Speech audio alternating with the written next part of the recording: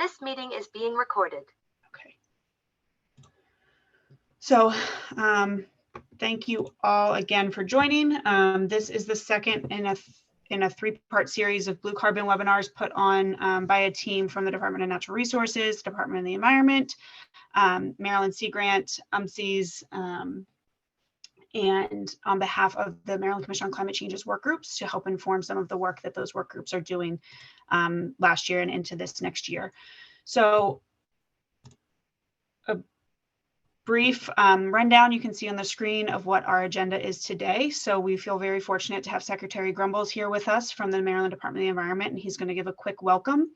Then you'll hear from Elliot Campbell with the Department of Natural Resources on a brief overview of the accounting webinar that took place back in December and was the first part. And then we're going to hear from Tim Mayle, Lisa Wanger, and Dan Nees on different components to the conservation financing and blue carbon opportunities component of the opportunities in Maryland. We'll take a short break and then go into a panel discussion. So if you have questions along the webinar, please put them in the chat feature. We'll use those for the panel. And we are going to take questions at the end. So any questions that you ask during the meeting in the chat function will then be asked and answered during the panel discussion at the end. So I'm going to now hand it over to Secretary Grumbles with a thank you to him for making time for today's welcome. Allison, thank you. And I've never said this before, but you have one of the most awesome titles in state government, Coastal Climate Coordinator. If you add carbon in there, Coastal Climate Carbon Coordinator, that would be even cooler. We have carbon coordinators at MDE too, and Rachel Lamb is really leading the effort for us on the natural carbon sequestration, and Assistant Secretary Dorsey is going to talk more about the vision and roles and responsibilities for state government in enhancing and boosting the public and private sector financing aspects of blue carbon. All I want to do extremely briefly is to thank everyone for tuning in and contributing to this.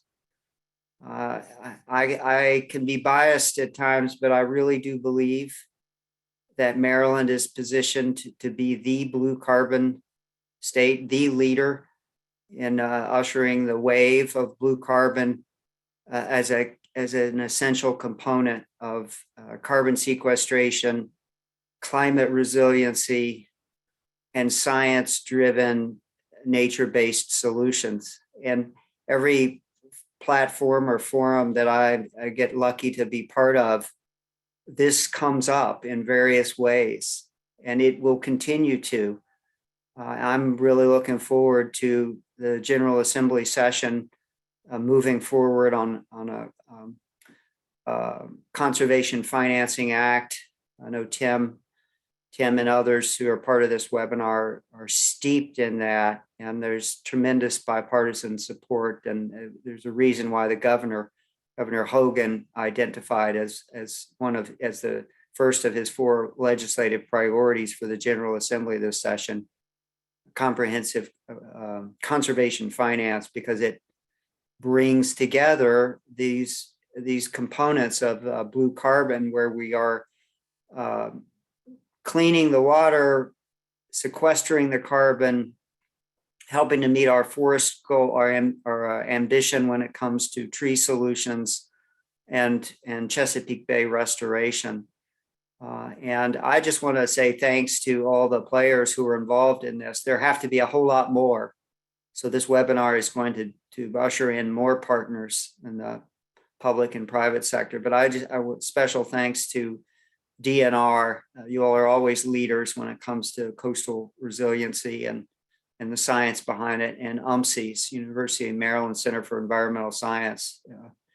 One of the, step number 5 in the 12-step process that the 25 states that were members of the U.S. Climate Alliance articulated for a governor's roadmap for resiliency was identifying metrics for resiliency and following through to see how much further you needed to go and how you could track progress. And so with BlueCarbon, the key component of our Climate Change Commission has been always one of the reasons why it's such an attractive and important effort that we need to advance, is that it combines both the mitigation of greenhouse gas emissions goal that we have and also the adaptation and resiliency goal.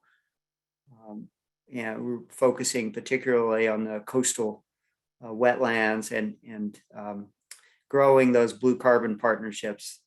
So the most important thing is to keep moving forward and to having experts in the scientific community, in the policy world, and in private finance come together and rally behind the BlueCarbon movement so that it is effective and transparent and verifiable. And with that, thanks to everyone involved for making this discussion possible. I look forward to learning more and to following your lead. Thanks very much. Thank you. I'm going to now hand it over to Elliot Campbell, who I believe just got a new title. So I'm going to save myself from botching that and let him give a really brief introduction to himself. But Elliot, it better and Rachel, be a good title, Elliot. Sorry to put you on the spot there, Elliot. But Okay. Elliot and Rachel have been integral in helping to get these off the ground and help us get them coordinated day of. So Elliot's going to give a quick rundown of the accounting webinar, and then Rachel's going to kind of transition us into the deeper content of this meeting. So thank you all. I'll be monitoring the chat if there's any issues. I am going to drop camera just to maintain internet connectivity, but I am here. If there are any issues, I'll help resolve them in the chat. And don't forget, put your questions there for our speakers. Thanks. So I'm the acting director of the Office for Science and Stewardship as part of the Chesapeake and Coastal Service. So maybe not as cool of a title, but it's not too bad. A little bit of alliteration in there. So yeah, I want to give a brief synopsis of our prior webinar. I thought it went very well, got some really great participation. I think we were able to hone in on the core of the issue, and there were lessons in that webinar that will certainly inform this webinar as well. I mean, if you can't account for it, if you can't quantify the carbon, then no one's going to pay for it, right? So some of the main take homes from that webinar were that coastal wetlands in Maryland have tremendous stores of carbon in their sediments, and they also remove carbon from our atmosphere every year through photosynthesis and decay and migration of the carbon into those sediments. So not all wetlands have the same net impact on greenhouse gases. There are several factors that impact that. The biggest being salinity. So less saline or less salty wetlands, more freshwater wetlands, have higher emission rates of methane, which is of course a powerful greenhouse gas, which really cuts into that net positive impact on emissions. So that's something to consider. We saw a presentation from Katie Warnell at Duke University about the impact that sea level rise is predicted to have on coastal wetlands in Maryland, which particularly going out as we get closer to 2100, it's quite significant. It's predicted to be significant losses of wetlands and their associated stores of carbon, and transition of wetlands into forests, which we think of, and it can be a positive in some respects, but the models show that as a forest transitions to wetland, you actually get quite a bit of loss of carbon. So those are things to consider as we plan for climate change going forward. We heard that there are opportunities to protect and restore coastal wetlands, and these opportunities will oftentimes have greenhouse gas benefits. But carbon by itself, at least at the price that it currently trades at, will not pay for these opportunities. So there's really a need to look for win-win scenarios, opportunities to combine co-benefits, and the we saw that the accreditation process, and this is kind of getting into the realm of what we're going to be talking about today, specifically for BlueCarbon, is quite time and data intensive. So there's opportunities to kind of, as our scientific understanding of BlueCarbon increases, we get more data, better ability to predict the response of wetlands to restoration in terms of carbon. That could potentially streamline that process and make it easier to incorporate BlueCarbon into the financing stream for these projects. And then lastly, a big need that was evident from all of our speakers was that more research is needed. We discussed submerged aquatic vegetation, and while there's a pretty good consensus that submerged aquatic vegetation does have a carbon removal benefit, the exact quantity of it is quite unknown. There's also methane emission rates that there's been very little research on, so that's a big area of need. And then even within coastal wetlands, there's more research is needed on the spatial pattern and drivers of carbon sequestration across the landscape, as well as methane emissions. So yeah, I think that should hopefully set the stage well for this webinar, and really looking forward to hearing more about the finance side.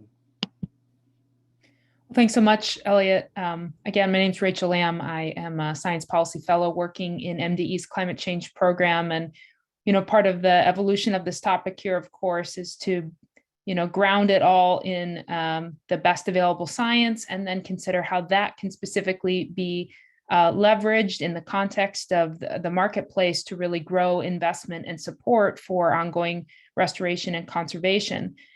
We have a lot of, I think, opportunity to discuss some of the unique challenges that we might face in doing that here together. But one thing we wanted to start with was to kind of provide an opportunity to orient this conversation in Maryland, thinking specifically about the unique perspective that our kind of existing leadership commitments bring to this conversation, and also how we can continue leveraging some of these strengths to kind of further grow, again, investment and impact. So to help us do that, I want to turn it over to Dr. Suzanne Dorsey, who's Assistant Secretary at MDE. And then with that orientation, then move now to, after that, to our suite of panelists who are going to help kind of walk through some more specific details and elements of different environmental finance mechanisms. So with that, I'll turn it over to you, Dr. Dorsey. Thanks so much, Rachel. I really appreciate the opportunity, and I especially like being positioned right after Elliot, where we talk about the challenges that we have scientifically, and I recognize those scientific challenges that we have, the flux, landscape level change in our BlueCarbon landscape and our coastal landscapes. We do have more scientific work to do, and I acknowledge that. But I also revel in the knowledge that we have incredible institutions, state institutions like DNR and MDE and Department of Planning, who work collaboratively to gather the information out there, but also our academic institutions, be it Morgan State, UMCS, University of Maryland, UMES, and our landscape of academicians who, including CERC, the Smithsonian Institution, that does groundbreaking, globally relevant work on addressing some of these issues, particularly as it relates to BlueCarbon. I would suggest to you that as a culture, Maryland is a very science-oriented culture. I used to work in North Carolina, and they outlawed sea level rise, for instance. I can't imagine that. Every single person in Maryland asks me, well, what does the science say about that? So as a culture that values the role of science and appreciates it, I feel like we are better positioned than many states to tackle this opportunity that BlueCarbon allows for us. Not just our strong science-based agencies and organizations, and the buy-in from our public about the use of science, but also where we are in terms of the quantification. Because of our work with the Chesapeake Bay and restoring wetlands and SAVs as part of our Bay Restoration Program, we are better positioned than most other states in having a really excellent quantification tool for blue carbon. And I really credit a lot of the people on this call, and specifically Dr. Lamb and Dr. Campbell, in terms of setting the state up for success. So I'd like to propose that Maryland carbon credits be branded as premium credits. Not only do we have very strong science and very strong visualization tools of where our carbon credits are, I think that sets our blue carbon credits up as possibly being premium within our nation. So I'm just going to start with that positive approach. Why should you buy in Maryland? Because we have been quantifying our wetlands effectively and for longer than probably any other state. I also really want to emphasize a strong connection between the goals of carbon sequestration, blue carbon especially, and our Chesapeake Bay work. You know, our number one investment in resiliency is our Chesapeake Bay restoration effort.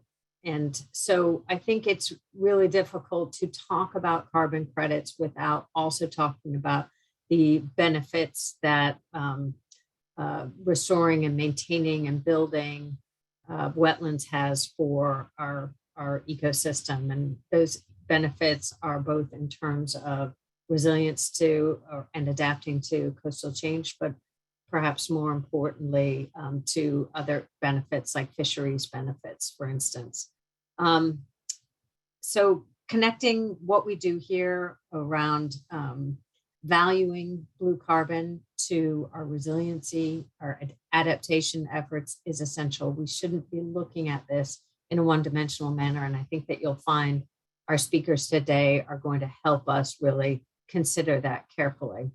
So the last thing I want to talk about is the role of government. You know, where is the role of government, particularly in an area that we might call private capital markets?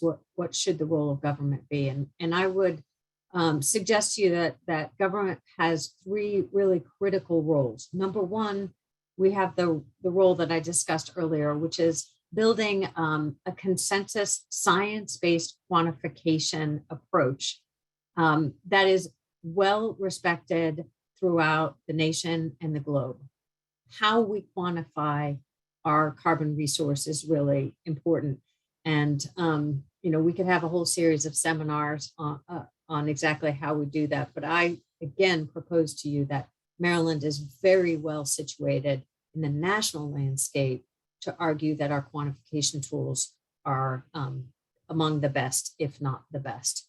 Number one. The second role for government is we must have a tool that accurately describes what is available, whether you're purchasing credits on a voluntary market. So perhaps you're a transportation company and you want to purchase credits to green your portfolio. Alternatively, you may be in the regulated community and you may be required by regulation to purchase credits at some future time.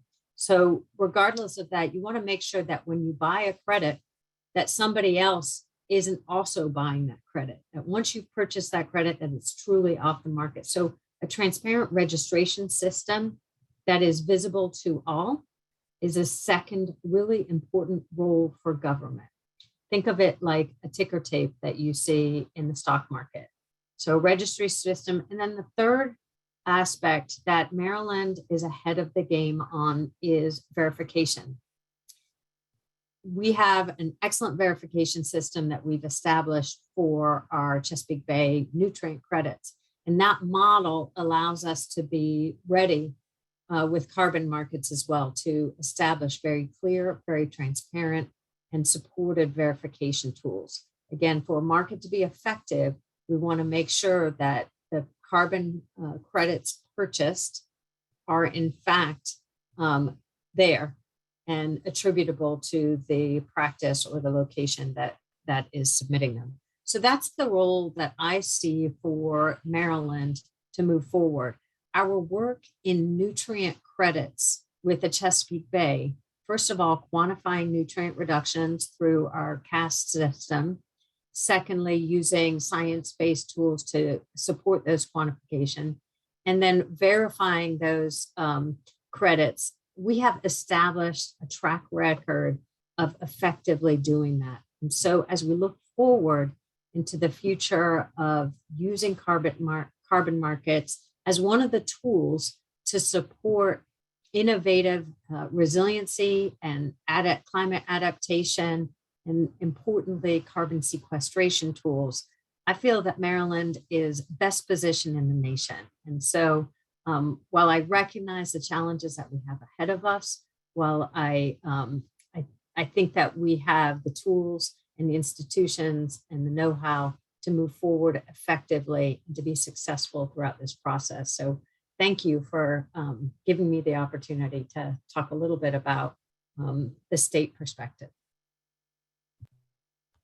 Thank you, Suzanne.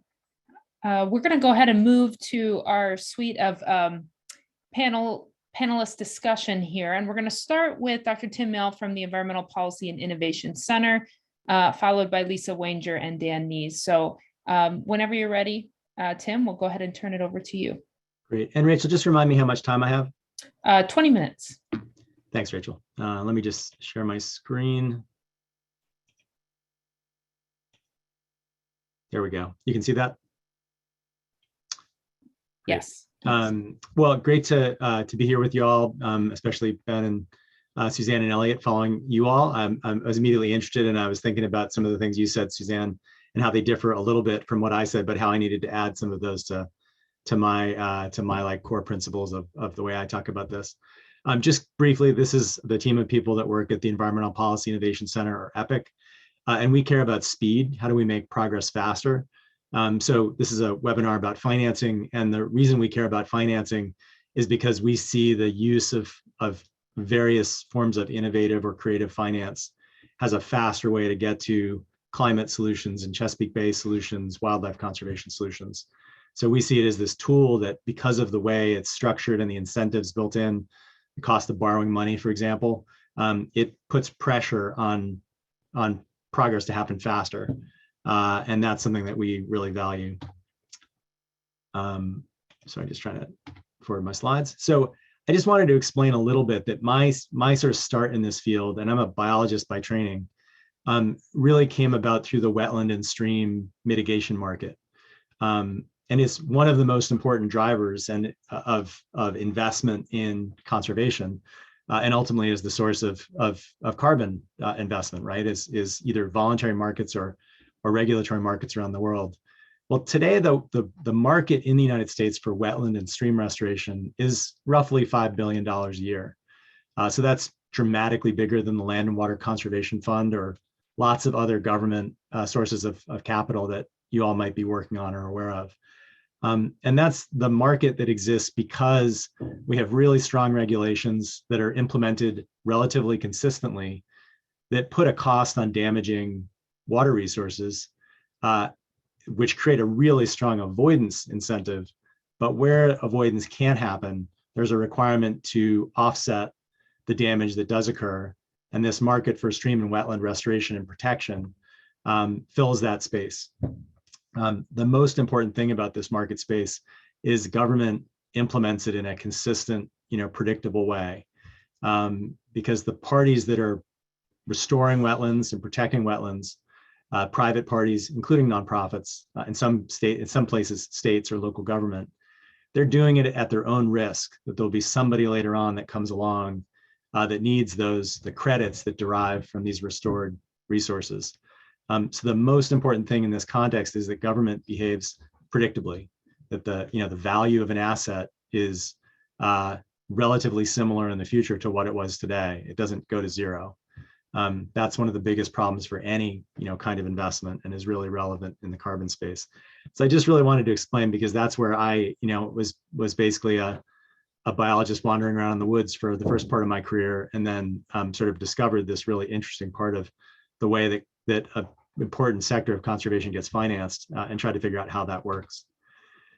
Switching to the carbon space a little bit, these are some recent projections from a study that came out this summer, looking at where the voluntary carbon credit market is today, who's buying those voluntary credits, and that also is forecasting future prices and future demand. And I expect everybody in this call and the webinars that have come before this have talked about the fact that demand is going up.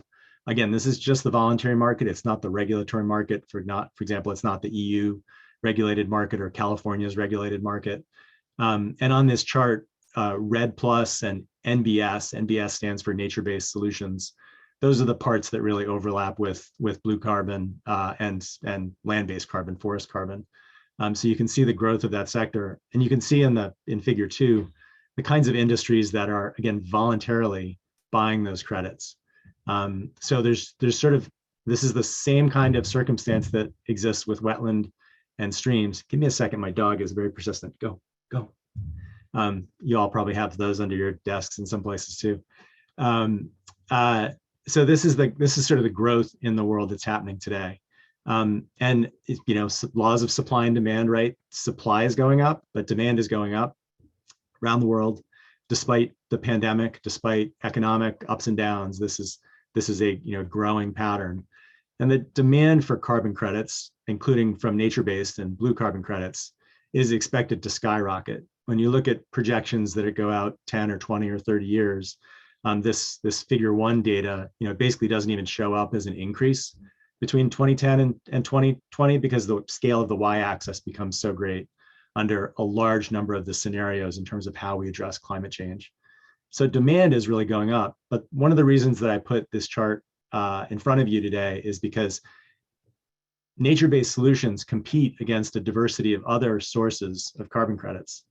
And if those other sources are easier to transact, are cheaper, are more certain, they have Suzanne spoke about the validation and the quantification.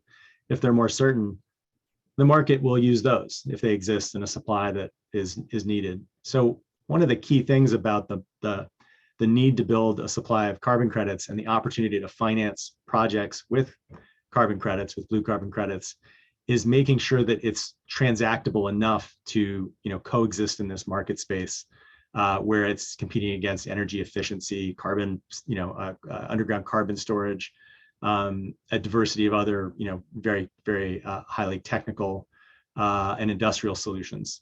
So that's a sort of a key part of the future. In the wetland and stream context, there is always a tension in supply and demand, and sometimes there's a mismatch in time.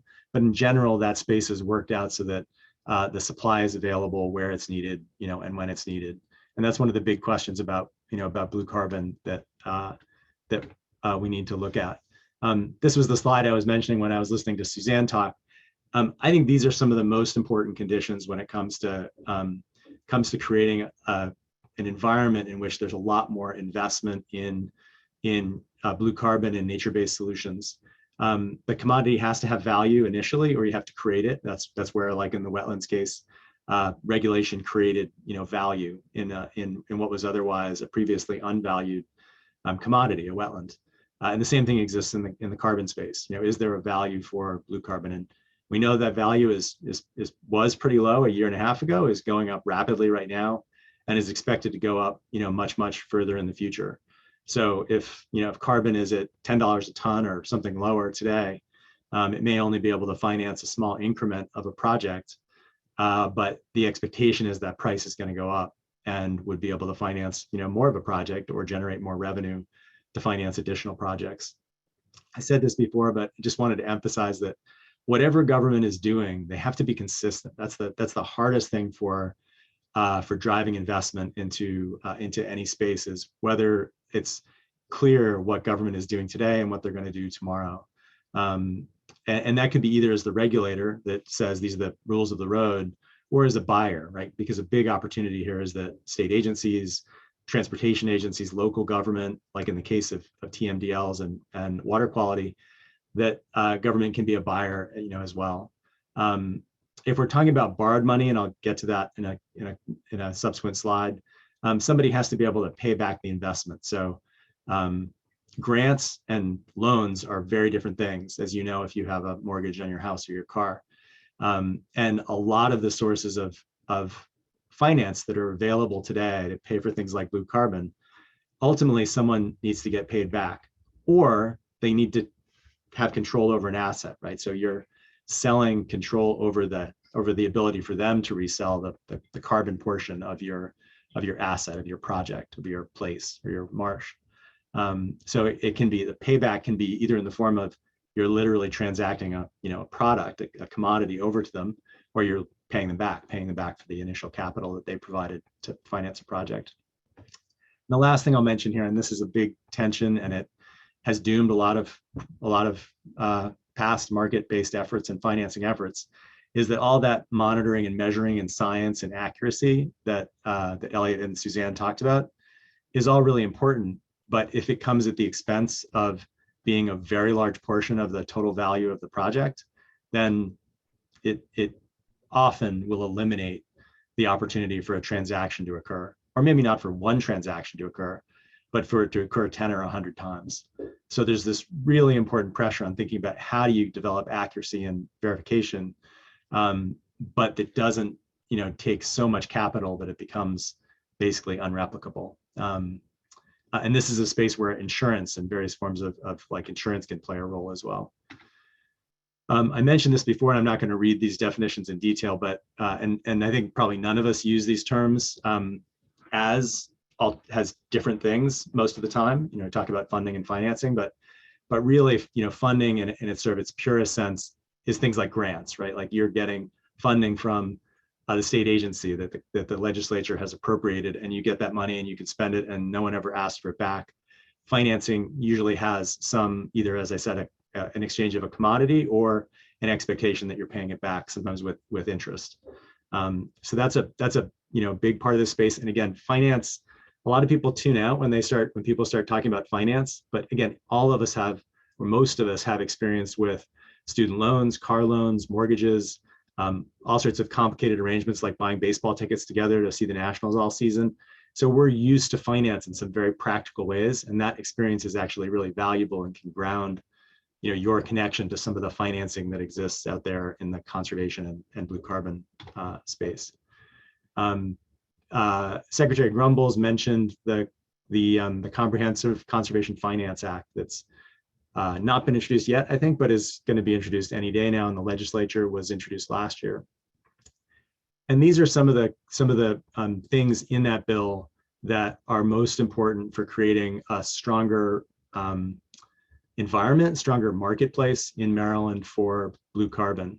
And a lot of the terms on this slide reference blue infrastructure.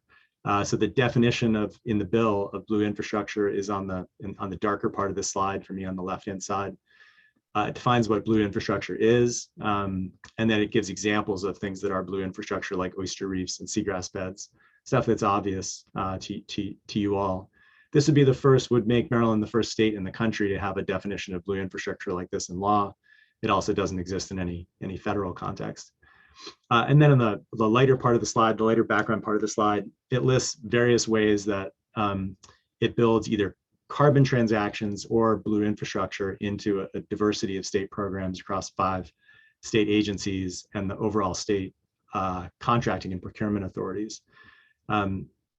So I'm going to mention a few of these things, but just before going into a few of those details, the overall goal of this bill, consistent with Secretary Grumbles' comment, is to create basically the framework or the environment for Maryland to be a really attractive place for investment in nature-based solutions, including ones that store a lot of carbon. And so it's creating basically the underlying architecture for that to happen. It's creating like a permissive space. It doesn't mandate things, but it creates a framework that leans toward these kinds of transactions, this kind of investment. So one example is authorizing 5 state agencies to be able to purchase environmental outcomes, which includes defining environmental outcomes as carbon, means that at any point in the future, those 5 state agencies could, for example, start buying carbon offsets for their own internal activities, or a diversity of other things, a diversity of other operations through programs. That clear authorization to be able to purchase a quantified commodity and an outcome like blue carbon creates opportunity in terms of, or certainty in terms of, like a potential future buyer for carbon outcomes. In another space, the bill makes a number of changes to the state water quality and drinking water revolving loan funds. And those are some of the largest sources of borrowing that exist in any state for water infrastructure. They pay for a lot of basically water quality improvements, wetland restorations, green infrastructure projects in more urban areas. The bill would make blue infrastructure, including oyster reefs and seagrass beds, much more clearly eligible for receipt of those loans, or in some cases, really subsidized loans, or even things that are closer to grants that come out of those programs. And then the last piece in here, the last 2 pieces in here I'll mention are the creation of a blue and green infrastructure commission that's meant to try to find ways to make it easier to permit and finance blue infrastructure projects, including carbon projects. So looking for roadblocks, procedural roadblocks, permitting roadblocks that get in the way of building these projects and create costs, administrative costs to building those projects. How do we try to eliminate or change some of those so there's a smaller transaction cost in the blue carbon space? And the last one is just a mandate. It requires DNR to basically participate and initiate its first blue carbon project by 2024, by the summer of 2024. So those are some of the ways that the bill is meant to encourage basically state policy to line up and create demand for aquatic or marine-based restoration projects, including carbon sequestering projects. And just the last slide I'm going to mention or going to share, because I saw it this morning and I couldn't resist, is that there's a new study out today that looks at co-benefits, looks at property values. And in this case, it's back to the stream markets that I mentioned. It's a study based in Baltimore that looked at stream restoration and found that on average, housing prices in areas where streams were restored went up 10 to 15% after stream restoration. So this is a huge example of a co-benefit, an economic benefit for residents that comes from what is a regulated project, a TMDL, water quality project that happens. And I think the more we can think about the kind of co-benefits and the commoditization of those co-benefits that come from blue carbon projects, the more we'll be able to put together the capital stack, the financing with carbon credit money, with state grants or loans, with private loans and investment to pay for a lot more carbon storage and sequestration in Maryland's habitats. So I'm going to stop there and say thank you, and look forward to the next 2 presentations and discussion. Thank you so much, Tim. If you have any questions for Tim, please feel free to put them in the chat and we'll try to collate those after our panelists have shared. So next, I'd like to invite Dr. Lisa Wanger from University of Maryland Center for Environmental Science to go ahead and share her slides. Well, thanks, Rachel. You can hear me okay? Yes. Okay, great. And why isn't this going into presentation mode? There we go. Well, I couldn't agree more with everything Tim said, that these kinds of procedural issues and lowering transaction costs are critical to creating these markets and making them function. And my piece of the discussion today is going to focus on this co-benefit issue that Tim gave me a perfect segue for. And really, the way to think about this is that it takes the right package to get the financial incentives to align. So I'm also going to assume that many of the problems that Tim raised have been miraculously solved for the purposes of this discussion. So people have been alluding to this, that we have these 2 markets for carbon credits and other credits, compliance and voluntary. And if you're going to start talking about creating a product that people will buy, it's important to understand your buyers' perspectives. So there are some differences between the compliance and the voluntary market, but one thing they share is they're both cost conscious. Even in the compliance market, people have other options. Tim talked about other ways to create credits, but even corporations will say own land, they can plant their own trees, they can do some of their own projects. And so if you are going to try to sell them credits, you've got to have a cost-effective project. Something that the compliance market is particularly sensitive to is the credit certainty. You know, they usually have a legal liability, and they're willing to pay more for credits that are, you know, on the ground functioning. You can see that price premium in the market. Maybe the parallel thing in the voluntary market is that they may be more sensitive to what often gets called charisma of the project. So they want the PR value of these projects. They want to be able to have a whole host of social public benefits that they can talk about. You know, we got the carbon credits, but we also created habitat for rare species, and we addressed urban heat island effects. And this is the kind of thing that really can make a project go. I've also heard from my friends that are really engaged in the market that people like to buy local credits, you know, it being near their company, or they can point to it, take people to it. And in both cases, they're going to be sensitive to these verification and registration costs. The compliance market, especially right now with carbon, those costs are really pretty high, but there are some promising technologies on the horizon that could lower those costs, but it does take regulators agreeing to use those more cost-effective methods. You can think of it as the difference between counting every person with the decennial census versus using a statistically significant counting approach. You know, that's kind of the area where innovation is happening. And the voluntary market, you know, usually has a lower cost of verification just because of the lack of legal liability. Okay, so that's just understanding the market characteristics. Now let's talk about what we mean when we talk about co-benefits and bundling credits and unbundling.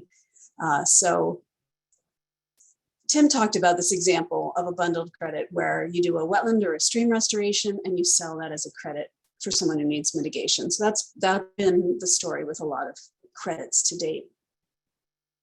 There's also this unbundling of credits, and we're having a little bit of that in Maryland, at least theoretically, with the stormwater program, where you could do a wetland restoration, sell the nitrogen credits separate from the phosphorus credits in theory, although I think most people need both of them, so they end up going together. And maybe you could also sell the carbon credits. Someone else will have to tell me if that's absolutely allowed. It might be allowed. And then on the stacking, this gets implemented in different ways, but I would say the more common way it gets implemented is that you have to do more to create additional co-benefits. So I called this action in this case was wetland restoration plus. So you not only did the wetland restoration project, but maybe you also put in some trees on the upland edge. And in a typical stacking situation, you'd be able to sell the wetland credit, but also the added carbon of the trees that you put upland. So you're doing more, but it's still kind of a package deal. And maybe, you know, getting into a highly speculative story now, maybe there's a buyer for something like flood risk reduction or storm surge protection. You know, there could theoretically be many other co-benefits that could be motivated by regulation or just social consciousness. So that's where the co-benefits start to come in. Pros of either unbundling or stacking is creating this market viability for the credits. But the cons are this additionality risk that a lot of people bring up, including me. So let's just make sure we're all on the same page about what additionality risk is. There's sort of two levels of additionality risk. One is that you might not create any new benefits. So for example, this little graphic on the right isn't perfect, but I was in a hurry and I grabbed it. So look at panel A. You've got the baseline condition of a bunch of forest, and the red box is the project area, like the credit generating area. If you had trees that say maybe you're protecting those trees and you're going to get a credit. So one type of leakage is, well, first of all, the trees might never have been cut down. So then you would be paying for something that those trees wouldn't have. Those trees would still exist regardless of the credit. So that's one problem. The other problem is you could have people coming in and taking smaller trees. Maybe they take trees from neighboring parcels. You know, that's a type of leakage where you have offsetting harm at other sites. These kinds of things can be managed through verification. And then you have the case of a net loss of benefits where that's only going to occur if that leakage that I just described is happening when the credits are a compensating credit that or mitigation credit that you allowed some trees to be cut down somewhere else. Now you need these trees to offset those. But if those trees aren't additional, then you're not offsetting that harm and you actually get a net loss. But this additionality risk, at least locally, can be managed through program rules. I know a lot of people are very concerned about these issues, but we have tools, we have policy tools that enable us to overcome these challenges. We have good tools for verification, and we also use things like mitigation ratios that protect to some degree against these things. Now, there's still global demand for wood products that is hard to manage, but at least within your government confines, you can manage it. Okay, so it is important to understand these risks, but also, people design programs to avoid these risks. All right, now I'm going to get into the fun stuff. So first of all, a lot of my examples are going to be using the nutrient credit market, which I think is a decent analogy for the carbon market, except that we still need people to be motivated buyers. And we do have motivated buyers for nitrogen and phosphorus. But I'm going to draw some lessons that I think are applicable to the carbon market, and particularly for co-benefit unbundling and stacking. So this issue of allowing credit sales from the aquaculture market for water quality credits, nitrogen and phosphorus, has raised this issue of additionality. Are you getting any new sequestration? And so we were funded by Maryland Sea Grant to take a look at this issue.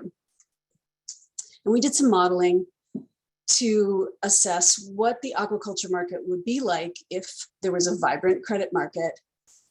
And what we surmised with our models, because basically industries grow based on profitability. So the more profitable an industry is, the more it grows. And what this graphic here is showing is that without any kind of credit trading, you get the gray bar progression. So the aquaculture industry is going to grow. You notice we've removed a lot of risk and environmental variability. It's a reduced form model, but the orange bars represent the induced growth in the market, because you basically are providing a price support through these nutrient credits, assuming you had a lot of sales and assuming you had a decent credit price. I'm going to get to that more in a minute. But so in some ways, you can think about the additionality very narrowly, but then you can miss out on co-benefits like increasing an industry that gives you other co-benefits. So by growing the aquaculture industry, there's more oysters removing nitrogen. You've got waterman heritage protected. You've got aquatic habitat protected. So especially if it's on a voluntary market and we're talking about a socially conscious buyer, these sorts of things may overcome some of the concerns. But the devil is in the details. So, if credit prices are low, if there are much cheaper ways to generate credits, then what we see is that the yellow and the orange bars here represent how much induced growth you get under different policies and different carbon prices. So you're not going to get much if the market has a low credit price. But under this $190 per nitrogen credit is actually a very reasonable price given what's going on in the market right now. If you have that credit price and you allow all production to sell those credits, you could potentially induce quite a bit of growth. If you try to be really strict about it and only say, let the new growth, the induced growth sell credits, you don't see that same kind of feedback. So that's what the rightmost column is showing. So, when you're thinking about the fact that some of these social benefits are traded in markets and some aren't, it's useful to think about whether you're willing to take some risks. Okay, now let's see. This is a little bit more of a complicated slide, but and I really must apologize for my bad art skills, but what this is trying to show on the right-hand side here is a balance, right? You're trying to balance the costs of producing the credit with the buyer's willingness to pay. And so what this is showing how things might balance. Maybe you've got one buyer on the light blue box on the right-hand side that wants the nutrient and carbon credits because of their compliance needs. But that doesn't cover the cost of creating the credit, which is shown here by the green dashed line. And that's not even what provides the seller enough incentive to create the market, that's what's shown by the dashed blue line. So he or she or they need to not only cover their basic cost of doing the restoration project, but they need to be compensated for the risk they're taking, for the uncertainty about how governments are going to act that Tim alluded to. They're taking some risks, and so they need to make a profit and they need to cover their risk. So, again, just highly speculating, but let's say we had another buyer that was interested in buying flood risk reduction credits. And what if they were willing to pay a premium if those flood risk reduction were to disadvantaged communities? So now you're starting to get much closer to the minimum price required, but there's likely going to be still a shortfall. And this is a case where a government incentive is probably going to be needed to fill the gap. And this is what I tend to see. I mean, I haven't seen flood risk reduction credit buyers yet, but you do see that there tend to be these gaps and government backfills, and then this is how projects go forward. So let's look at some real numbers. So my colleague Liz Price and I have been putting together dollar values for different types of restoration projects, what permit holders are actually spending to meet their requirements. And if we just take a look at a shallow marsh VMP example, the left-hand side shows average costs for doing a marsh restoration in terms of fixed and variable costs. And then the right-hand side shows some probable revenues for the nitrogen, phosphorus, and sediment, probably even conservative values. It's possible those credits are worth a little more than I'm showing here. So, that's not too far away from balancing. The bad thing is the variable costs are very high compared to the fixed costs. So that means there might not be huge economies of scale. And so, but there might be. I think we're constantly innovating in this space, and these numbers are going to change rapidly as we learn more and get better at creating projects. But, on the right-hand side, we're showing the benefit of adding carbon credits if you were to allow these to be unbundled. And what we see, taking a value from the current California market, it still doesn't get you to your costs. And so these are the challenges we have ahead.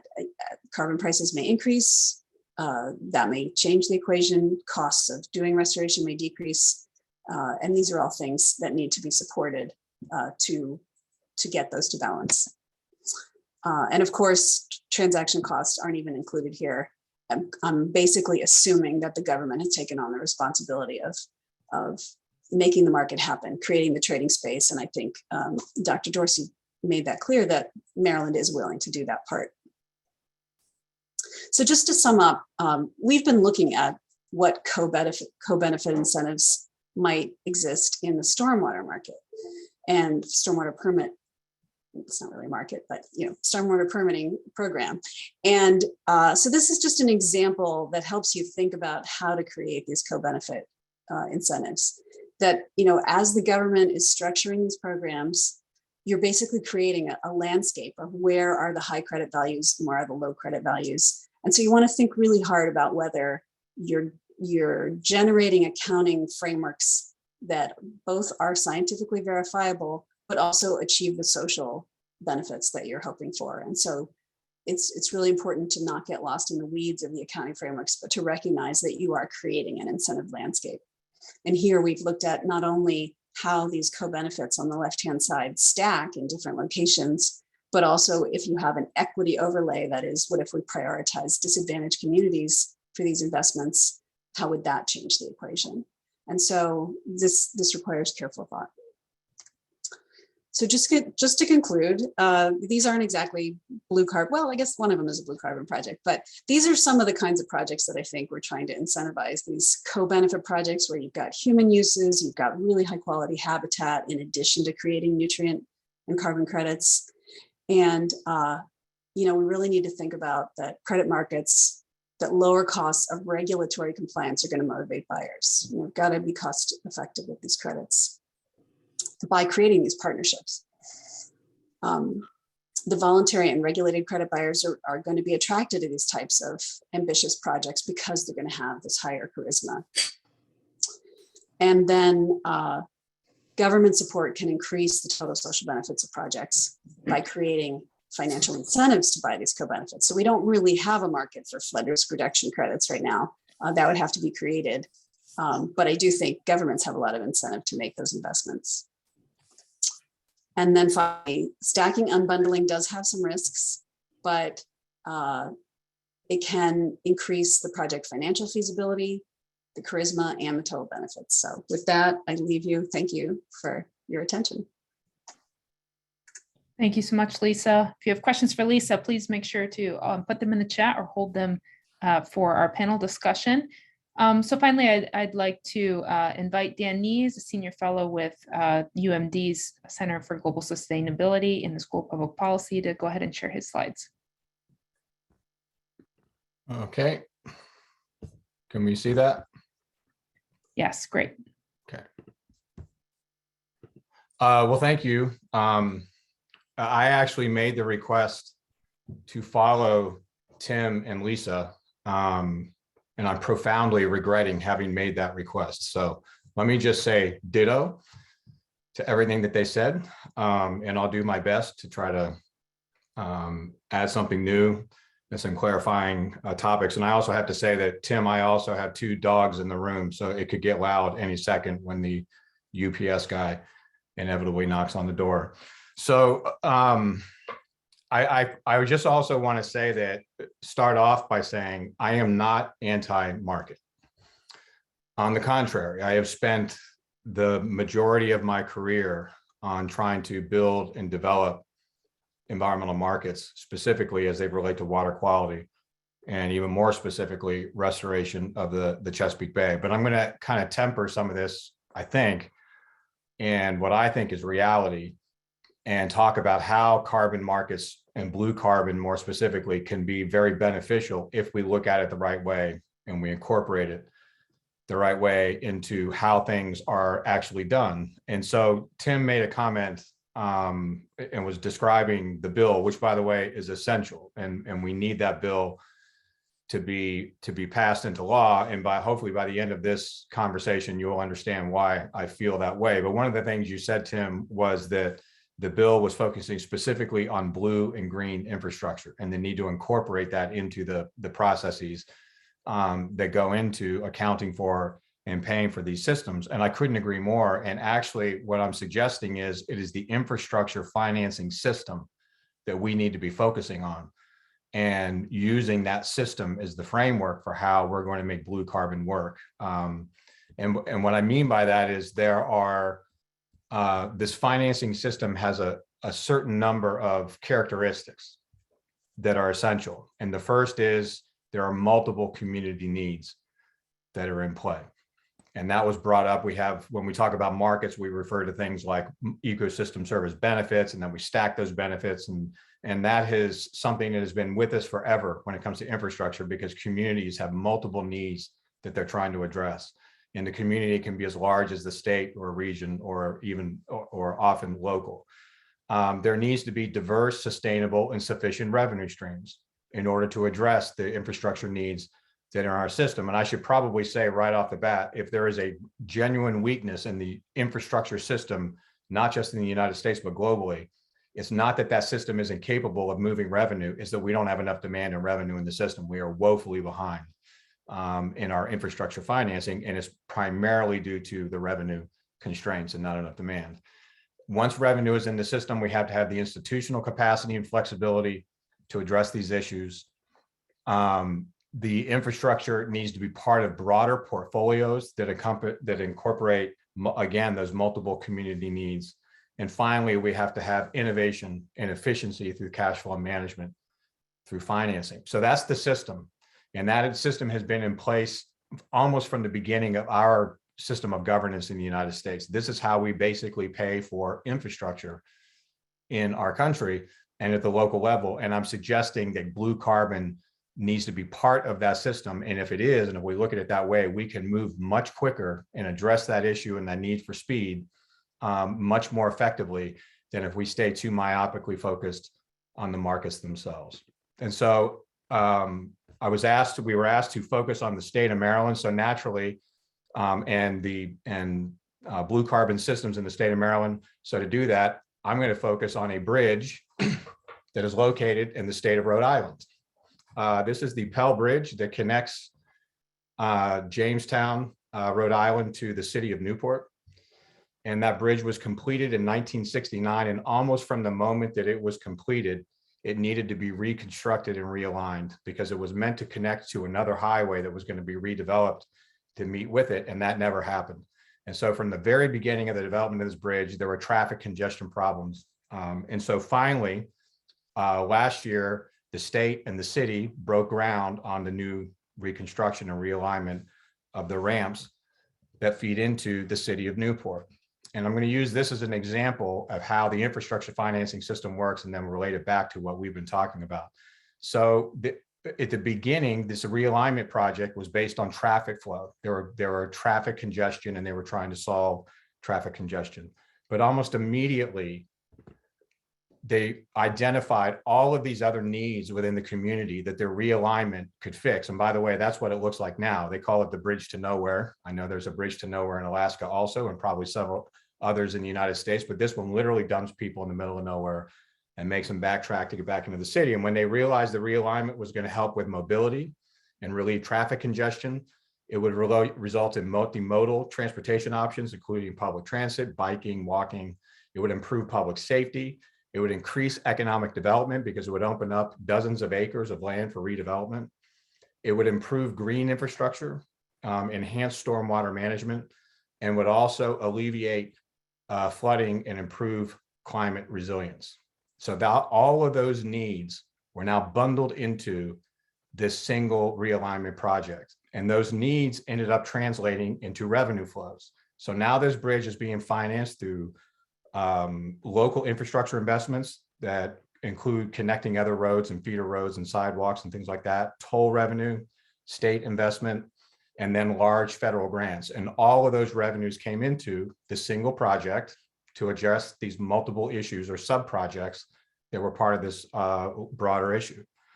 And then they had institutional structures that were enabling them to take those revenues, assign them to the projects and the sub-projects and make sure all of it's flowing. They have the Rhode Island Infrastructure Bank, which was integral in making this happen. They have local enterprise programs that are feeding revenue into the system. And so they have both revenue, they have project portfolios, and then they had the institutional structures that were necessary to get the money where it was supposed to be. And then finally, they have innovative cash flow systems. Obviously, toll revenues and enterprise programs are important. They're also investigating the use of public-private partnerships and redeveloping those extra land to feed that money back into the infrastructure to help pay for it. So you might be asking, why did I bring this up to talk about BlueCarbon? Because I'm suggesting that this is the system and the type of system that's going to make BlueCarbon ultimately successful. So I apologize for the blurry picture, but this is what you get when you steal somebody else's photograph off their website. So when we talk about BlueCarbon, we need to look at it the exact same way as we are looking at other infrastructure systems. And so we talk about, and the first thing I would suggest that we do is maybe not refer to it as BlueCarbon. That what we're really trying to do is get tidal and aquatic ecosystems and infrastructure implemented, installed, and financed, and build that system, either protecting existing infrastructure or restoring the infrastructure that was previously there. That our focus is not on carbon, our focus is on the ecosystem and on the blue and green infrastructure, as Tim referred to it. And from there, we can start talking about a project portfolio. If you can have a tidal and aquatic ecosystem infrastructure portfolio that includes water quality restoration, flood abatement, climate resilience, habitat conservation, and then obviously carbon sequestration. And when you think about it as a portfolio of projects, we can now work our way past issues like stacking and credits and these other types of things, because now it's a financing issue associated with a portfolio, and you move money to where it's needed.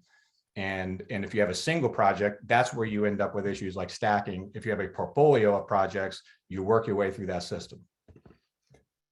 We can then start thinking about diverse revenues. We have multiple state, federal, local, and perhaps local revenue systems that would be in play for these tidal and aquatic ecosystems. The BlueCarbon is a little different than some of the other things that we deal with in the Chesapeake Bay, obviously because of the nature of carbon sequestration in these systems requires, it's just places that we would have wetlands for water quality aren't necessarily the places that we would have them for carbon, but there will be a lot of overlap. And then obviously these revenue streams would include private and philanthropic, but most importantly for this conversation, it would include carbon markets. The second part of this is institutional capacity. And I think this is where we have some of the greatest need and the greatest opportunity. I agree completely with Dr. Dorsey when she said the state of Maryland is a unique position to create these markets and to ensure that how we're counting these things actually matters. But we also, or is actually not just matters, but has some accountability, but we also have this, the state is in a position to ensure the flow of revenue and capital through institutional structures. Again, we have lots of those in the state right now, and we can look to other places like Rhode Island and their infrastructure bank, but having that institutional capacity that can bring all these monies together and make sure that the projects are accountable, are tracked, not just for carbon, but for lots of things is going to be really important. And then we have the opportunity for really innovative cash flow management. Through public water quality restoration funding, for example, infrastructure mitigation banking, which is where we learned a lot of these opportunities and these different market structures, flood abatement and resilience, water quality markets, all of the things that we've been talking about, and finally carbon markets. So that's basically the system. And I guess one of the most important points I want to make here is that that carbon markets will work when they're part of this broader system. But it is revenue and investment and demand in that system that we need more than markets. And again, I'm not suggesting that these markets won't avail themselves, but they will be what they will be. The question is, can we take advantage of the demand in the system and get multiple revenue sources to come in to hit the ground in the form of these projects? And I'll give you an example of why I think we need to think this way. The state of Maryland, I think you can make an argument that the state of Maryland per capita invests more than any other state in water quality restoration. Now, I have not done the numbers in some time, but a number of years ago, we looked at this and Maryland was in the lead nationally on water quality restoration investments. At the same time, the state of Maryland has what one would have to consider to be a Cadillac water quality trading, nitrogen trading system. It is an extremely well-built, extremely effective program. And we have absolutely no trading activity in that system. And the reason for that is because there's no market for water quality trading. There's no market for nitrogen, yet there's a significant water quality market. And Maryland leads the way nationally in water quality financing and water quality funding. And I appreciate Tim's distinction between the two. Now, that does not mean that a water quality and nitrogen market could not be beneficial in the state of Maryland. And I think that it could. And I think that if things were done differently, we might have had that market in place. But the point is that having a nitrogen market did not stop us from getting demand in place to put these projects on the ground. And Maryland, I would suggest, is leading the way in the Chesapeake Bay watershed and has become a national leader in getting demand for water quality in place and having revenue follow that demand. So the point here is that these markets are going to happen. We need to be able to count them. We need to be able to do all of the things that we talked about. But what matters more is getting that money in the system. What matters more at this point is making sure that we have a place for that money to go. And I want to kind of end on kind of following up on something that Lisa was talking about with the stacking. When we were getting prepared for this presentation and having a conversation, somebody was describing a pilot project or a research project that was done in one of the Bay States on BlueCarbon. And I believe, if I'm getting my numbers correct, that it showed that about 10% of the cost of the project could get funded with carbon credits, given where the cost of a carbon credit is right now. And so if you were to wait until the price of carbon got high enough to cover that spread and the delta between the two, we'd be waiting a long time, which is why we start talking about stacking and all of these other things. But we don't need to stack credits at this point. We need to bring that carbon payment in and connect it to all of these other payments that we have on the ground right now. So stacking carbon with nitrogen credits is not going to accelerate anything. What will accelerate is if we can bring carbon payments in to reduce the cost associated with these projects that we're trying to get on the ground. So in some ways, I'm talking about the same thing, and I think we're splitting hairs a little bit here. But I think what's more important is to address what Tim talked about, which is speeding things up, getting the money to flow. I agree completely that Maryland is the place that we can provide some certainty in what's hitting the ground, some certainty in institutions that are taking money and putting those projects on the ground. And again, focus on the incorporation of these carbon markets into a broader financing system. So again, the demand for infrastructure is the primary need and the goal. It is not the development of markets that's the need. Those markets are going to develop themselves. Our focus needs to be on the infrastructure and getting that infrastructure on the ground. Demand will be managed through a financing system. And so again, having that system in place, and I absolutely agree, we are in a unique place to lead the way in the state of Maryland on the development of that system. And then when that happens, carbon markets will become has the potential to be a very important part of how we get these infrastructure systems on the ground. So that's basically it. Again, I don't disagree with anything that Tim and Lisa were saying. I just think we need to think about these markets within the context of a broader financing system. Thank you. Thanks so much, Dan. Appreciate those comments in addition to what we've heard from Tim and Lisa. I think what we're going to do according to our agenda is we're going to take a brief 5-minute break. And what we're hoping is that will give you some time to write down some of your questions and send them to us in the chat. We're going to go ahead and then collate those and then use the rest of our time together to facilitate a discussion.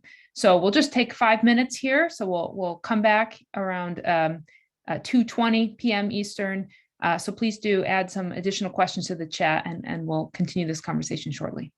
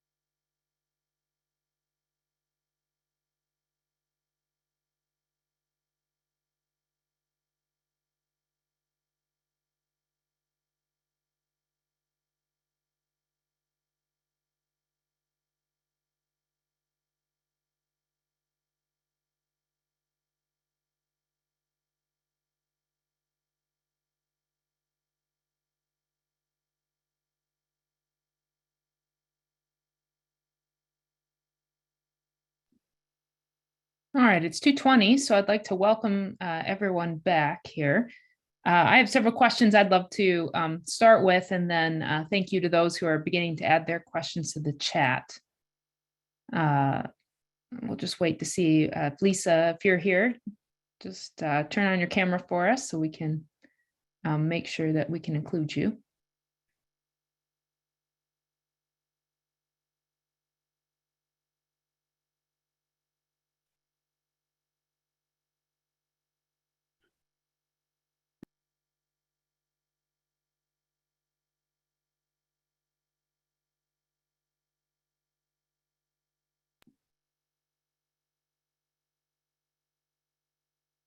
All right, well, maybe as Lisa's coming back, I'll throw out kind of a big picture question to the group. I think I've heard it hit on a little bit in the chat, but I just want to come back to it.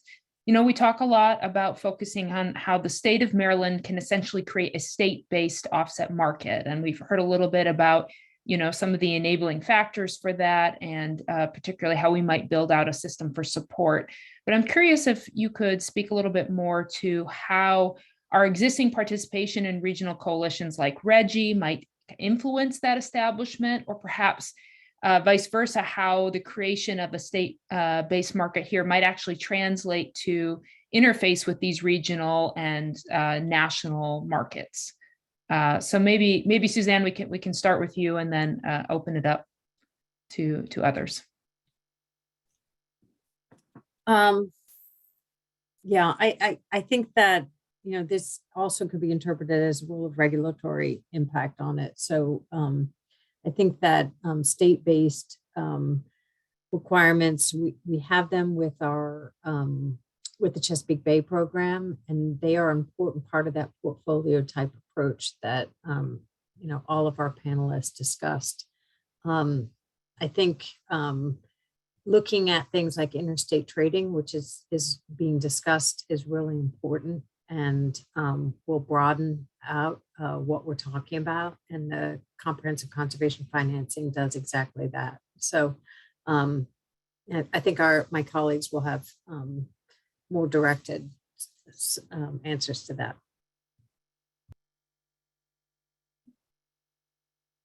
Anyone else want to chime in on some potential connections to existing regional collaborations like RGGI, or perhaps drawing from our model of engagement with the Chesapeake Bay program?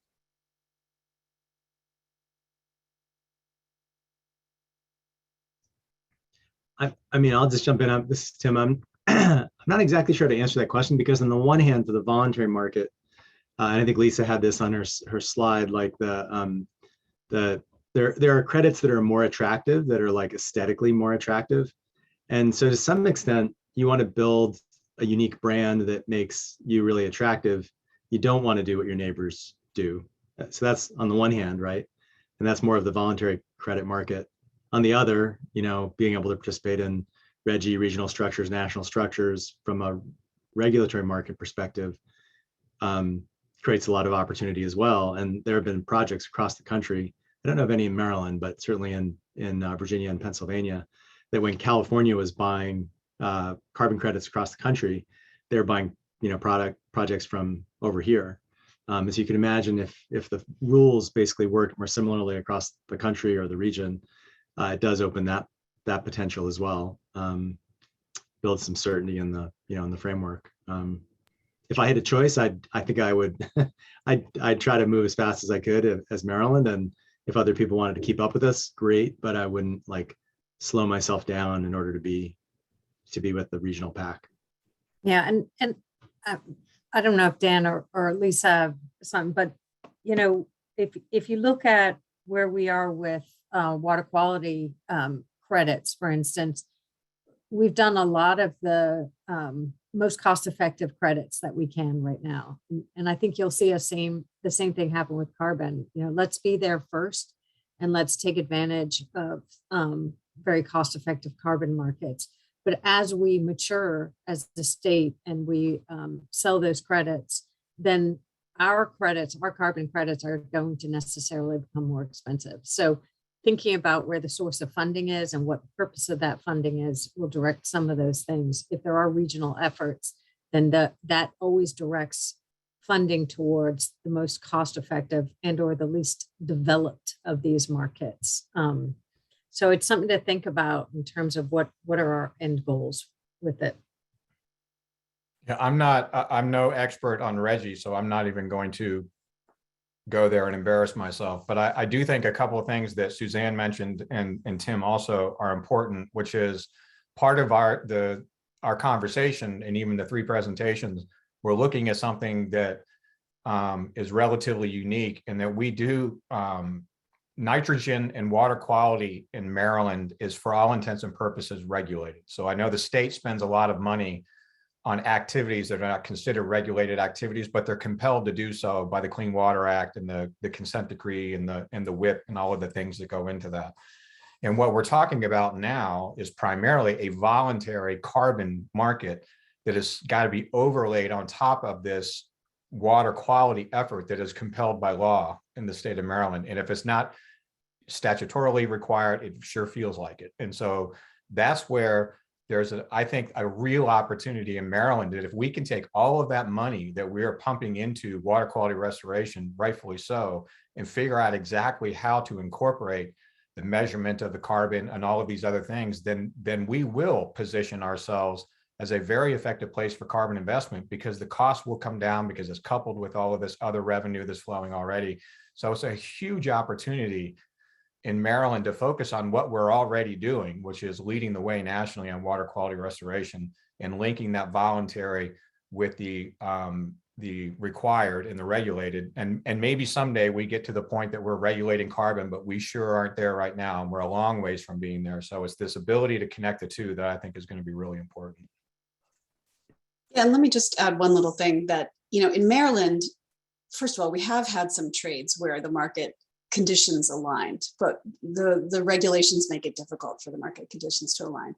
And also the whole financing funding, the funding competed with the financing in a sense, in that we basically created a fee-based system to fund a lot of things, like great things. And so, but that is not a bad model. We have this idea that we want this market-driven thing. You can still get a lot of cost efficiencies and a lot of great social benefits from a fee-based system. So we should always keep that on the table we have a lot of Chesapeake Bay restoration goals, not just water quality. And if there's a way to create a system, I think there was something in the chat where, you create a service district where there's a fee and then people pay in and good things happen. That's not a bad model to follow. Well, I wonder, in the spirit of thinking about additional sources of revenue and investment, I wonder if anyone might want to speak a little bit more to the role of federal action. So, what can the state of Maryland do across all of the levers it can pull to, lead the way and attract investment? But how might we anticipate either federal actions that are happening or coming down the pipeline, or, what might really help us kind of maximize impact here? Hey, Rachel, this is Ben, and I don't want to delay the conversation on federal, but I do just want to say in terms of state and regional, particularly the Reggie discussion. Dan, you said we're a long ways from regulating carbon. I just disagree with that point. The carbon regulation is here and it's going to continue to grow. And the use of carbon offsets in Reggie is allowed. It's a very small scale and highly constrained eligible use in Reggie. The topic will come up just like it did in the Transportation and Climate Initiative at great length. There are proponents of creating more opportunities for offsets, but there are also opponents to that because of some complexity or concern about environmental justice, or it's just a new area. But I would just say in the program review of Reggie, which is now, and will play out over the next 6-8 months, perhaps, revisiting the current constraints and eligibilities on offsets will be on the table. Maryland is the only state that has had an offset under the RGGI program. It was for capping the methane emissions from the Beulah landfill, a very small player on the Eastern Shore. And I would just simply say that RGGI, other programs that are regulatory programs that are regulating carbon need to be looking at projects that do more than just or typically air quality or energy efficiency or renewable power, but look at some aspects of dual co-benefits, such as the conservation of lands and the growing of these blue infrastructure systems. So I just wanted to say we are not a long ways from regulating carbon. So I think that, this is a very timely and important discussion. And at the federal level, Rachel, I think it's good to be asking that. It's good not to depend on what may be happening at the federal level, but it's also important. I can just say as a state official,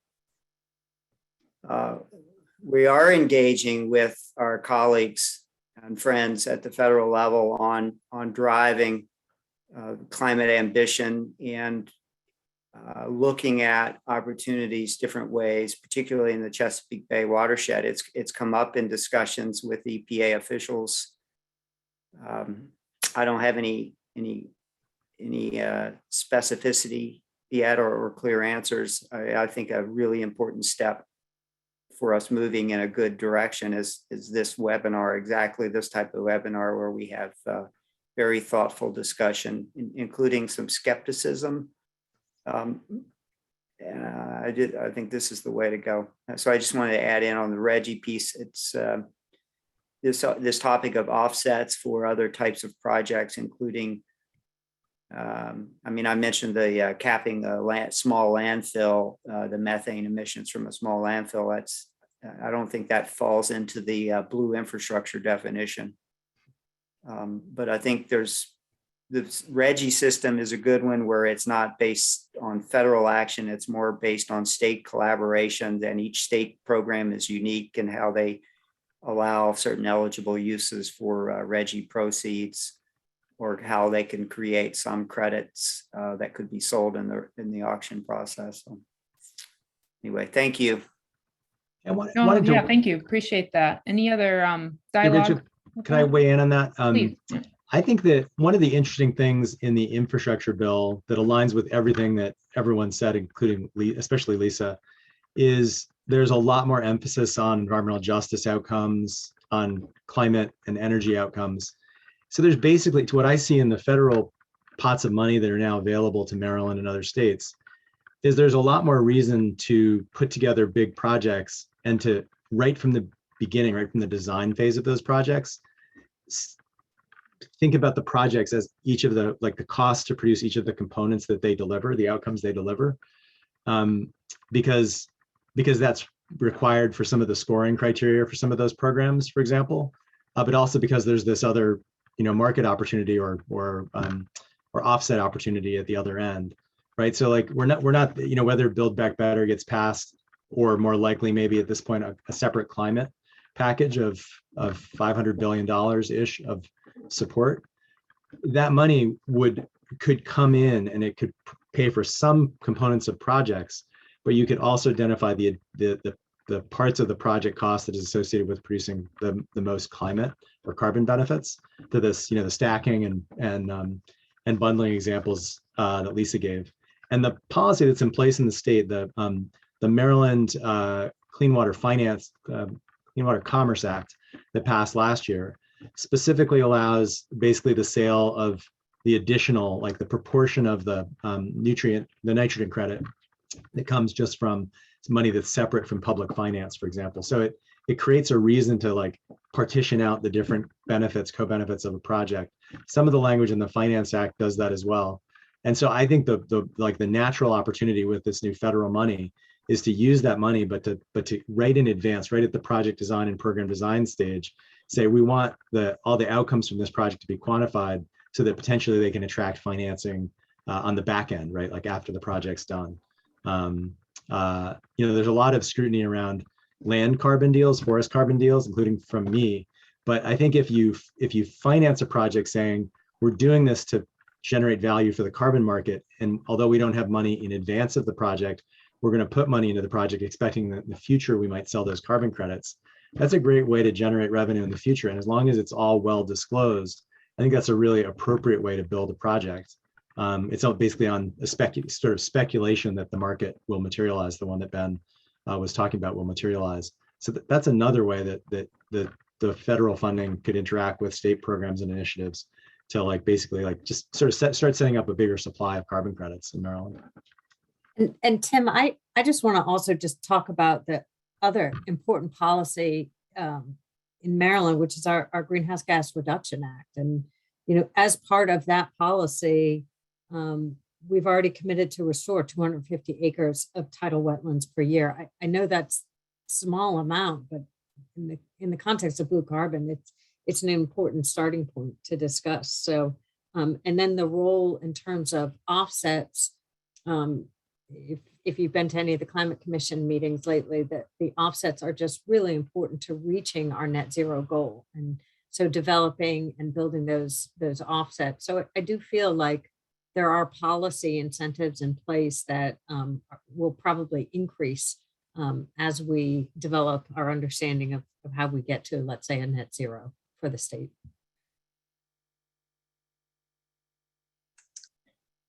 Yeah, I'll just, one little thing.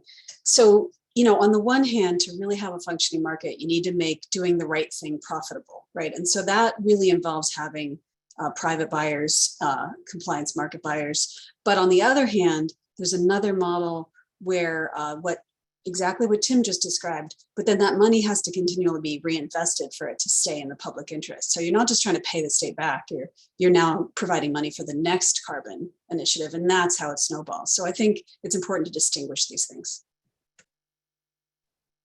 I think there was a kind of a comment, maybe Tim made me think about it, where you're kind of trying to make transparent some of the rights, ownership, and opportunities that are available to landowners in kind of access to this carbon market or access to different lines of financing. And one observation is that in the state of Maryland, I believe all tidal wetlands are actually in the public domain.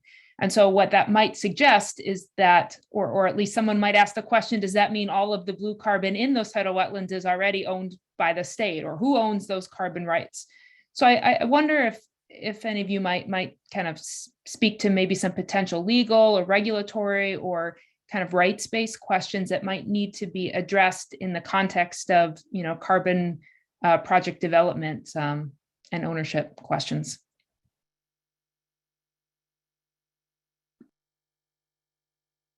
Well, it is tricky. I mean, I can speak to some projects I've been involved with where, there are strict rules about using public money to create credits that could be purchased by a private investor. And so, especially if the money's coming, say, through the Corps of Engineers, that's just not allowed. So, but the Corps of Engineers usually has a non-federal cost share partner. So yeah, I can't speak to the ownership question rules that you spoke of, but just thinking of more generally, people do seem to take ownership of the restoration lift, as the Corps calls it. Whatever you've added to the project in a sense is yours. If it was financed with federal money, it's not really eligible to be sold in my experience. At least it's not allowed to when it's Corps of Engineers money. But if the non-federal cost share sponsor has the ability to use their portion and sell credits, then that's an option. So that's the extent of my knowledge on this. Yeah, I can tell you that I think these are really this is weedy and interesting questions that we're getting into because riparian rights, and are changing in a changing climate. And so in the state of Maryland, when a riparian property owner wants to modify their shoreline to address, let's say, erosion and uses the tool of a living shoreline, the state licenses that property owner to do that modification But they don't, the state does not necessarily we give the property or the rights to that wetland to the property owner. We license the right to change that that wetland. So I do think that's an interesting question to consider. And I think some of those riparian rights and shifting, I think some of that will have to go through the courts before we really have a final answer. But maybe Secretary Grumbles or somebody else has a take on that.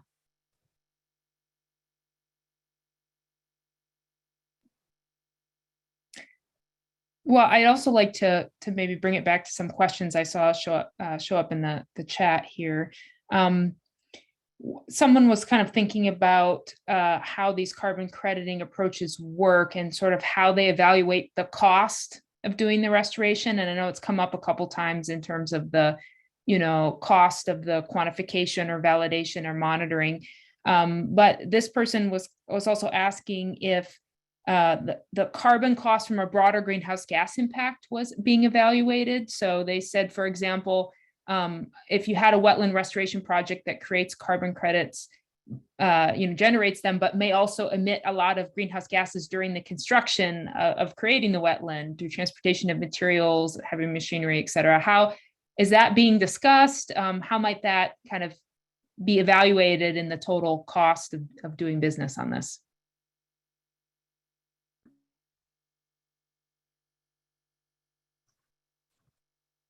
I don't know whether or how it is, but the probably the easier way to do it is to have companies that perform ecological restoration offset their own footprint, right? So look at basically their gasoline diesel purchases and offset based on those, just like when you can fly in an airplane, you can do the same thing. So rather than doing it on a project scale, do it on the operator scale. I don't think we have a system like that in place yet, and I just don't know enough about all the transactions that are occurring in the restoration space that there might be some projects that have added that as one of the sort of flavors of the credits that they're generating. It's also could be looked at, Tim, just as another form of risk associated with the project implementation. And so if you assume that if you aggregate, there's a certain level of carbon emissions that have to be accounted for in your project portfolio, then if the state was leading the way institutionally on the financing, they could then hold projects in reserve as a way of accounting for that. So there are a number of ways of managing. I would agree with Tim, doing it on the project by project scale would just increase the transaction cost to the point of going past that 10% threshold that you talked about before. Yeah. But there are ways of dealing with that type of project risk that are imminently doable. I agree. I would suggest, Lisa, I'm really thinking of you and what you emphasize, which is if we make it too complicated to do the calculation for carbon credits or to balance all these different factors, at least in our first iteration of managing this, it will probably discourage the market instead of encourage it. But it's an excellent and fair point. I mean, just to give a sort of a parallel example as illustrative, collectively the country puts billions of dollars of assistance into farmers' hands to help produce sustainability outcomes, to grow new crops, right? All sorts of things. And nobody ever says, well, the government should then own 1/3 of their crop or 10% of their crop or whatever, because we understand that a food supply is something we all need. It's a public good. It's an essential.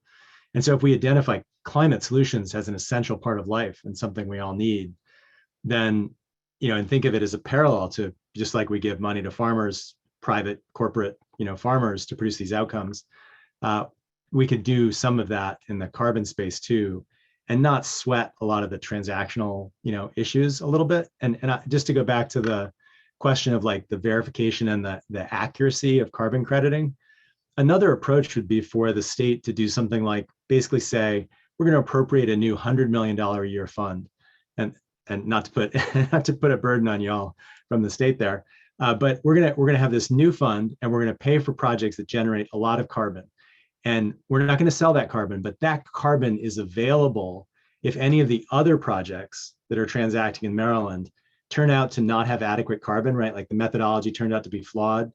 And so we're going to do this other program that has all these other environmental goods that come from it, public goods that come from it. We're going to call it basically a carbon reserve.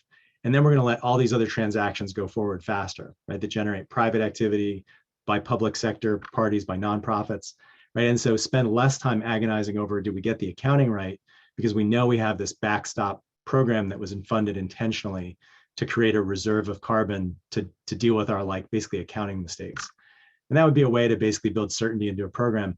It's not really that different from things like having federally insured housing, mortgages, right? Like it's basically saying if the private sector gets the lending wrong to a borrower, to a home buyer, you've got this backstop of the federal government to like, make sure it comes out at the end of the day and, people don't get thrown into debtor's prison.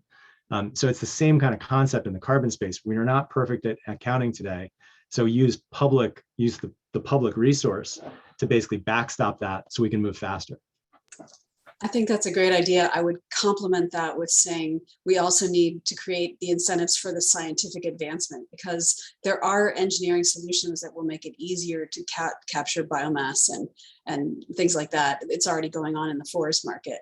So, and there's a direct relationship between, making it easier to comply and how many people are willing to participate. So we need to think about those technological solutions too. One of the other questions that came in, I think perhaps related to this idea of a potential buffer pool or sort of how to manage risk of whether it's from the quantification side or just the fact that we realize these environmental systems are incredibly dynamic already and also constantly changing. So this person is wondering, what's the acceptable time frame for issuing blue carbon credits in tidal wetlands, because they are increasingly vulnerable to sea level rise and storm surge. How can a market be set up to really deal with or adjust to the dynamic nature of these systems and the variable rates at which they're probably sequestering carbon over time?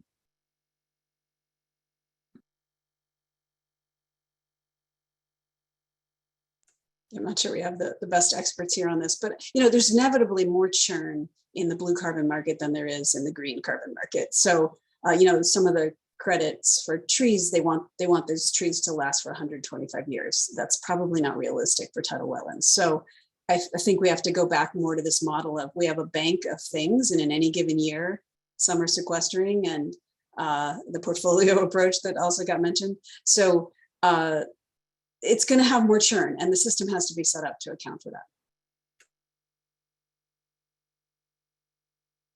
It's especially important, Lisa, when you talk about coupling the resilience nature of these practices with the carbon benefit of the practices, because in some ways they're in conflict. One of the things that we want wetlands to be able to do is move and absorb and to take the hit on some of the hazards that are coming our way from climate change. And sometimes that means that these wetlands or assuming mostly we're talking about tidal wetlands, are going to get overrun and they're not going to have a place to go. And so as you said, there's a lot of churn in this system. And I think that's even more of a reason why we need a systems-wide approach to the financing too, and how these markets are going to fit into a broader effort to keep a resilient, an ecosystem infrastructure system in place. And so it creates a really complex issue that doesn't have to be that complex if we look at it again from a system-wide approach. And I think, Tim, it's actually related to the risk associated with the counting. And so, as you said, let's just put some systems in place that take some of that risk out and let's move forward. That this is another way that we're going to have to do that, because if we start worrying about specific accounting, these types of things are just going to lock us up, and we're going to lose the opportunity to take advantage of this revenue when it avails itself. Dan, there was a question that came in specifically for you. Someone was kind of commenting how they really appreciated your idea about embedding blue carbon or blue infrastructure under a broader infrastructure approach and framework. But they were kind of wondering if there could be a potential problem with blue carbon or blue infrastructure being crowded out among the various, I guess, categories you talked about. And this person was wondering how Rhode Island might have solved that problem in the example that you used. Well, it would be crowding out And I'm going to, Lisa, I'm going to avoid the technical economic term of crowding out so that I don't get corrected. But I think what that person was referring to is that the carbon becomes less significant as all of these other things get piled on. And that is taken care of when you have an institution like the state or local government that's focused on efficiency and looking for ways of using the least number of public resources available possible to get infrastructure on the ground. So the more carbon payments that are coming in, the less other types of revenue, general funds, whatever they need to be, are necessary for getting the project on the ground. So if it's done in a financing system, and I apologize for beating the dead horse to death, but if it's in that system, you're not going to crowd out. You just do, as Lisa said before, you create opportunity with revenue somewhere else down the line that can be invested. It's less money that you need from your toll revenue, or it's less money that you need from nitrogen that you can then put somewhere else. So assuming we're not talking about the strict economic definition of crowding out and how government and the public sector can do that to the private sector, I don't think it's a problem if we look at a broad project portfolio approach. Thanks, Dan. We have one more question here.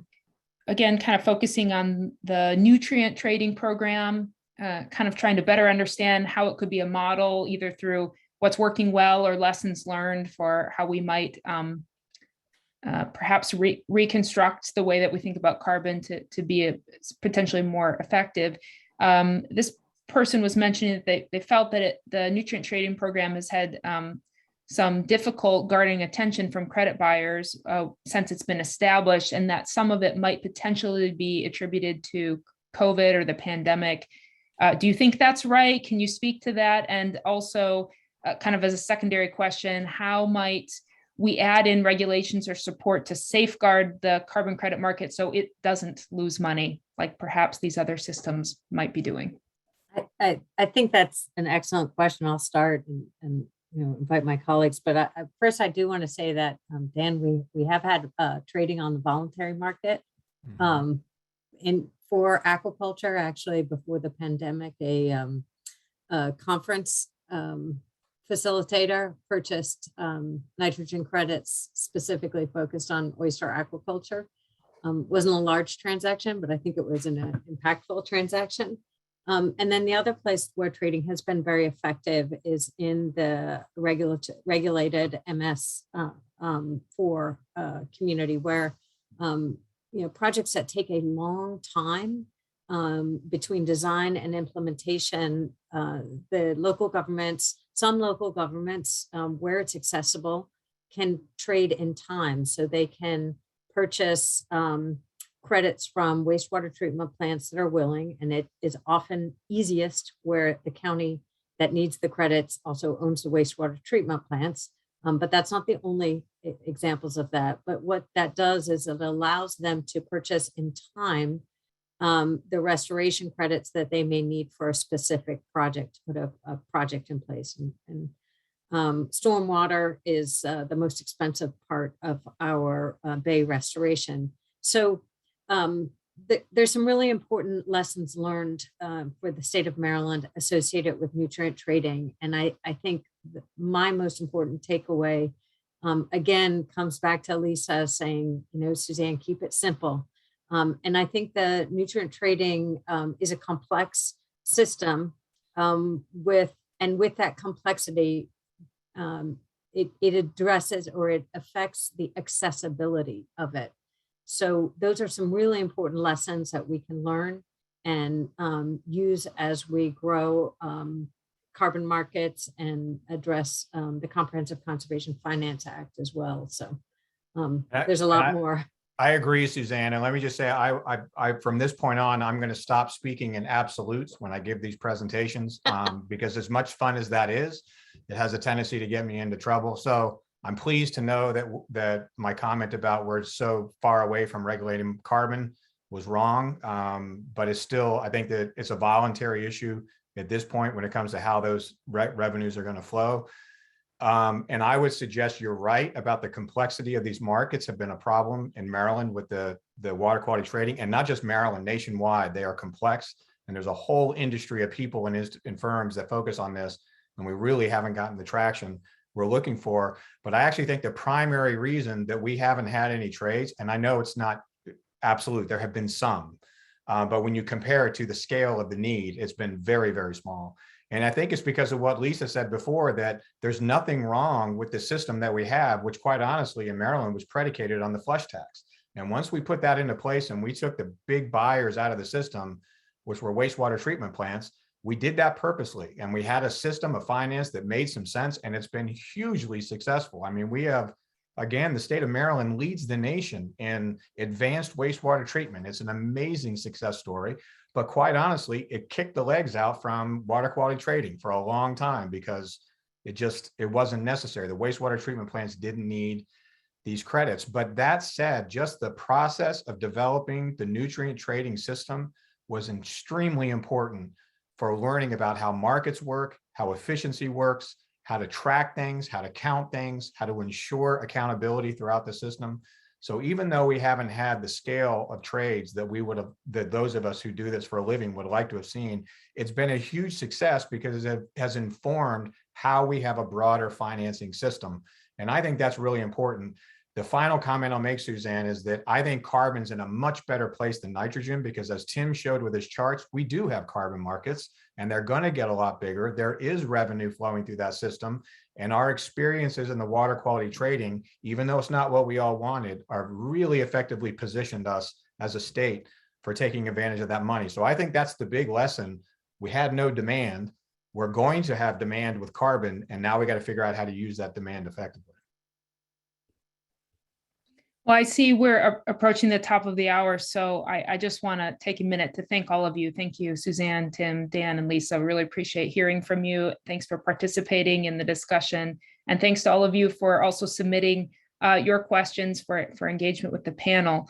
I just want to flag logistically again that this webinar has been recorded, and so we look forward to posting it soon alongside our accounting webinar for you to re-review or share with any other colleagues, and the link to where that'll be posted has been included on the file that I just dropped into the chat, which also highlights that we have one more webinar in our three-part series that's really going to focus on how we're going to build resilience with living shorelines, and thinking from a project implementation standpoint, how that will work out given Maryland's existing investment in that from a pragmatic, regulatory, and legal perspective. So we really look forward to having you join us for that as well.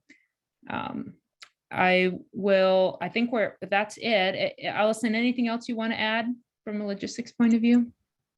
No, just thank you everyone for your time, and especially our speakers and Rachel for kind of shuffling us along through the webinar. And hopefully we'll see many of you on February 10th at the Living Shorelines webinar. Okay, so again, thank you very much. Thank you for joining us, and we hope to see you next month. Thank you. Great conversation.